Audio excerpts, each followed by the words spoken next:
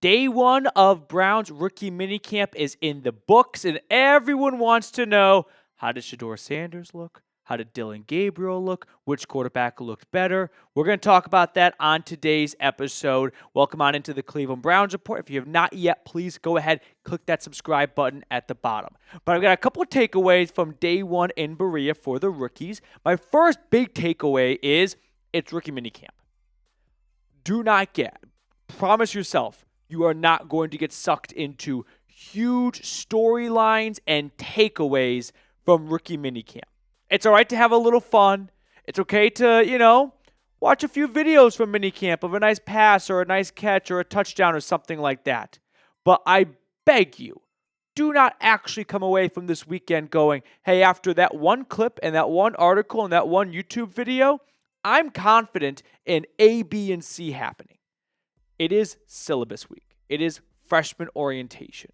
So the Browns tour their rookies around. They show them the locker room. They go out onto the field in T-shirts and a helmet, and they throw the pigskin around and play 11 on 11, 7 on 7 for a little bit with no contact.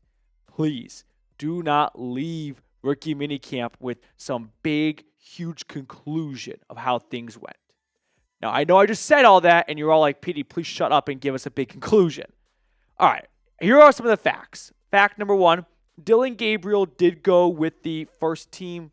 I won't call it the first team offense. He was the first quarterback out there for 11 on 11. It's rookie minicamp, right? So there's no first team, second team, third team. But he did technically go first.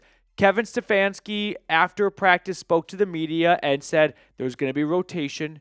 This is not something to look at as some major storyline, right? And I expect tomorrow for Shedeur Sanders to go first in 11 on 11. But for today's purposes, it was technically Dillon Gabriel as, I hate saying this, the starter, but I don't know what other word to describe his role in going with the offense first, I suppose.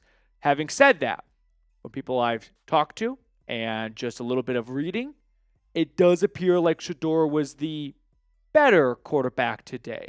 It's not like we have hours of film to look at here, right? These are short practices outside, a couple of throws here and there.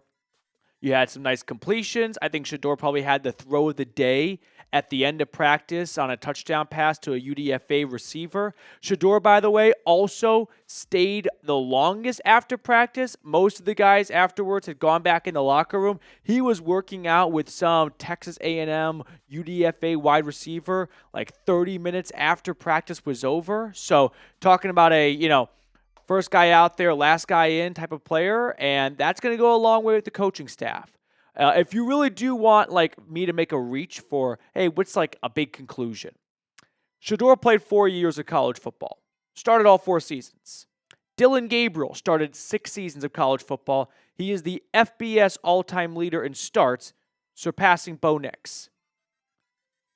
These guys have a lot of experience.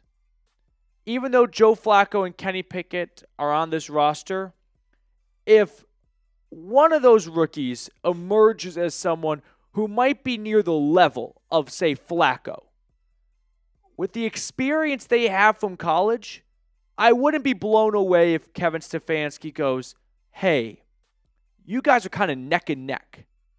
And while the pro for Flacco is I can trust him more because he's been doing this for a long time. He's 40 years old. He knows how to run an NFL offense. I might feel more comfortable with him winning us a game in week 1. Most times that would have been the case because a lot of, rookies played 4 years of college at max. But now we see, the guys who had the extra year from COVID and somehow just get 6 or 7 years of college football in them. The coaching staff might look at that and go, you're not this, pup that's going to piss on the carpet. So we actually aren't so concerned about you going out there and royally screwing things up because you're just a rookie.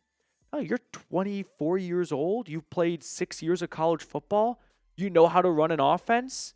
All right, we're willing to kind of give you the shot since you guys are so close in evaluation anyway. So that's where I think we can, make some type of conclusion, if you will, from the quarterbacks in day one of minicamp. But please don't rush to judgment on anything. Here's rushing to judgment. Harold Fannin, the third-round pick out of Bowling Green, is awesome. I think Zach Jackson said it best in his tweet.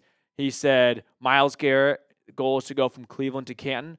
For Harold Fannin, it is to go from Canton to Cleveland to Canton, because he was definitely a standout player from the first day of rookie minicamp. So if you want to sound smart in front of your friends and you're like, hey, who's a rookie that's flying under the radar, say his name, because I think he is going to have a bigger role in year one than most third-round tight end selections do. So I'm excited for him. I mean, last year he led the country in receptions and yards as a tight end in the MAC. 117, 1,500 yards, 10 touchdowns. So those are some of the overarching takeaways I had from day one of rookie minicamp. Listen, it was a bit of a media circus. Like, the Browns have not had a lot of buzz for rookie minicamp without any first-round pick the last couple of years.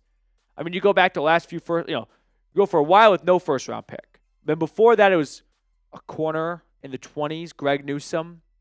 Before that, they're picking top 15, top 10, and they get an offensive tackle. Yeah, guys in trenches, they can't do anything to set themselves apart during rookie minicamp. What do you think Mason Graham's going to do to turn some heads? He's bumping titties out there. They're wearing T-shirts and helmets. He can't sack anyone. He can't tackle anybody. So they've gone a while without much buzz during rookie minicamp, and there's plenty of it right now with the two quarterbacks and, even the two running backs. Quinshon, Judkins, and Dillon Sampson. I saw a picture of them side by side. I'm so pumped for that. 22 and 10, that's going to be an awesome combination.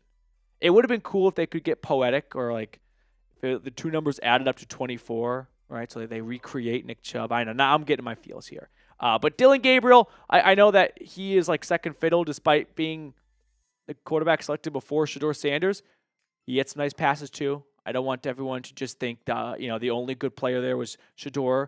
No, Gabriel had some nice passes. Shedeur had some nice passes. If I had to give the edge over one to the other, I don't know, maybe Shedeur, right? I mean, if I told you that Shedeur and Gabriel were on this team and you didn't know when they got drafted, we'd all assume Shedeur went first. Not 9 times out of 10, 10 times out of 10.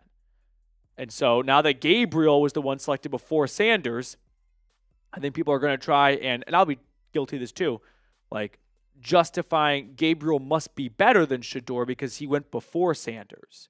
Well, none of us thought that going into the draft. So I don't know why that would just magically change now, since one was taken in round 3 and one was taken in round 5.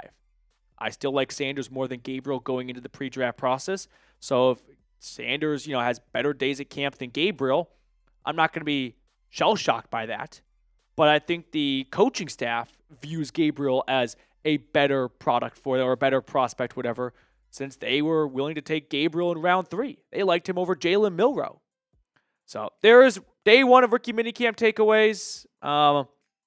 Yeah, that's that. This is going to be a fun summer of everyone grasping at straws every time there's a clip of, a Shedeur pass or anything like that going QB1. Which, listen, I get it. This fan base is starved for a franchise quarterback, and Sanders just brings a little bit of pop to it. So I'm not here to shame anyone for having that line of thinking. I understand it. Let's pick a card, and then it's Friday afternoon. Reed, we'll get the hell on out of here.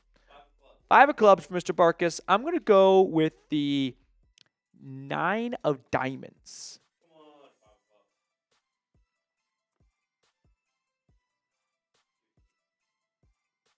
Queen of Hearts. Thank you all so much for tuning in. Enjoy your weekend, and we will have more content coming out on Saturday and Sunday.